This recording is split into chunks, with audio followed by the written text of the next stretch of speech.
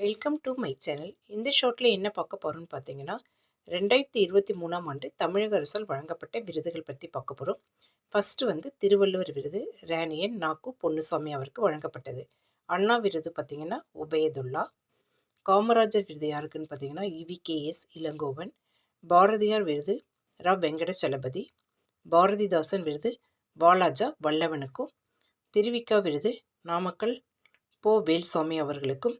கி.ஏ.ப. விஸ்வநாதன் விருது கவிஞர் மு. மேத்தாவுக்கும் வழங்கப்பட்டது. தந்தை பெரியார் விருது கலிப்பூங்குன்றன் அவர்களுக்கும். அம்பேத்கர் விருது எஸ்.வி. ராஜதுரை அவர்களுக்கும் வழங்கப்பட்டது.